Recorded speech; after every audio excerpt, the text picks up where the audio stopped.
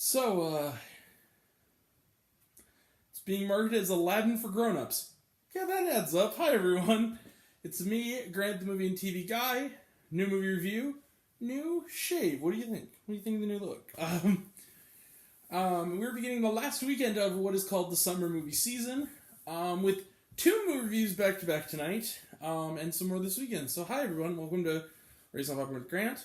I'm Grant, the movie and TV guy. Movies and TV is what we do here on Raising Popcorn with Grant. Today we're talking about a movie, and that movie is 3,000 Years of Longing. 3,000 Years of Longing is directed and co-written by George Miller, who, let's just take a look at Miller's filmography. I know some of his stuff. He did, most famously, Mad Max Fury Road, as people know, as well as both the Happy Feets, or at least one of them. This man's been making... Let's put it this way. George Miller is 77 years old, and he's been making movies forever. He made all the Mad Maxes, actually. Witches of Eastwick, Lorenzo's Oil, Babe Pig in the City, which is a classic, and this is his first film since Mad Max Fury Road. So what is 3,000 Years of Longing about? Well, this is basically what it is.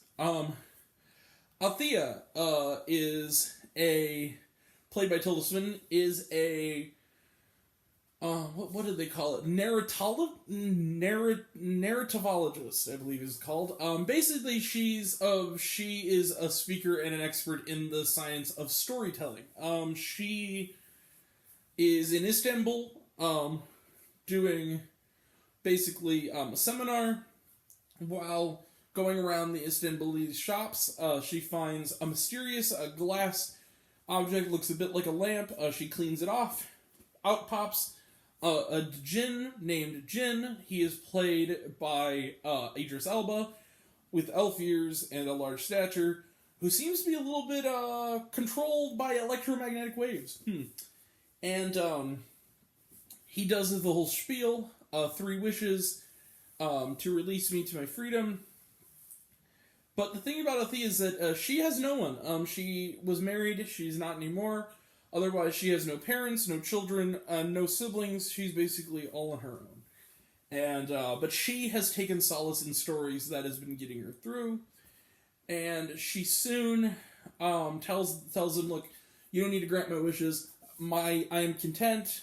And in order to sway her otherwise, he tells her a series of stories of his journey to get into the lamp she rubbed, all of which have mysterious allegory, many of which are within the Ottoman Empire, and all of which are very, very strange. But through the telling of these stories, which are done anthologically style and are done with these visually stunning flashbacks, could there be a chance for Althea to find love once again? And maybe could it be with this mysterious figure, the Jinn, played by Idris Elba once again, let the magic and romance and visual weirdness that only George Miller can do begin. So, 3,000 Years of Longing is a movie, and there's going to be kind of a trend with these tonight, that I adored. I genuinely did. That I'm going to be in the smallest of small boats right now, but I'm telling you something.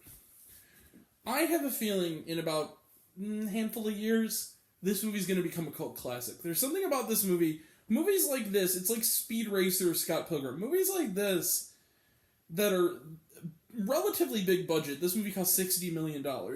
Big budget, summertime movies by mainstream directors that are this actionless and this weird and this utterly bizarre and experimental don't come around very often. They're art. That kind of collision of the art house and the blockbuster. And that's what I love about this movie. This feels more in common among any of his films, other than of the Babe Pig in the City, because it has that kind of freeing nature of not being tethered to reality at all. It is a fairy tale, and a magical fairy tale. I really was enveloped in these stories and this main love story. I really liked Tilda Swinton. I really liked Idris Elba.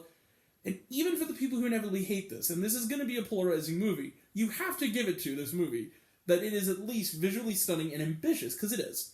That is a fact. That's not an opinion. That's a fact.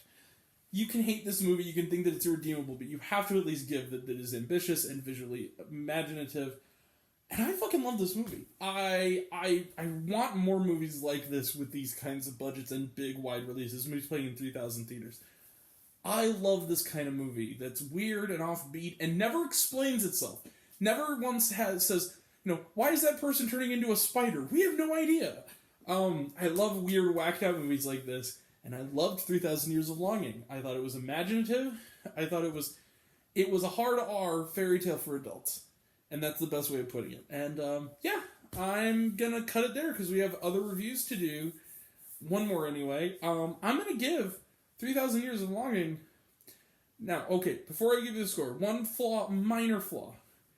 It has that little bit of a Return of the King syndrome, but that's fine. That's fine. Too many endings, but it's fine. It's not going to keep me from giving it. Yeah, you see it. Bang! 5 out of 5 stars for 3,000 Years of Longing. I love this movie.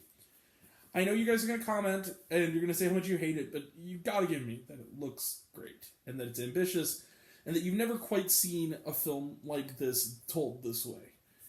It's just the way it is. Alright. And, So, through the 5 out of 5 stars for 3,000 Years of Longing, let's close the book on it. Trailer trash. Let's talk some trailer trash, people. Excuse me. Trailer trash. The Banshees of Inisherin. This is the new film from Martin McDonagh, one of my favorite directors. It's a very, in classic McDonagh fashion, it's very bizarre. It's also sort of a little bit of an In Bruges sort of thing. It's Brendan Gleeson and Colin Farrell, and they're these two men. It's seemingly in like old country Ireland, where one of them, played by Brendan Gleeson, just decides to not be friends with him, and that leads to kind of a downward spiral of increasingly bizarre events. Just doesn't decide to talk to him for no reason. Just looks good. It's Martin McDonagh. I'm in. Black Panther. Wakanda Forever. Talk about it. Looks great. Tar, this looked weird. It's like, I guess about a composer or an artist of some kind, played by Cate Blanchett, and it's hard to know what else it's about, but it looks really interesting. Bros, we talked about it, looks really funny. Smile, God, this movie looks so stupid, I'm so tired of this trailer. The Woman King looks really good. God's Country, this is kind of interesting. It's Thandaway Newton, and she's like a woman living out.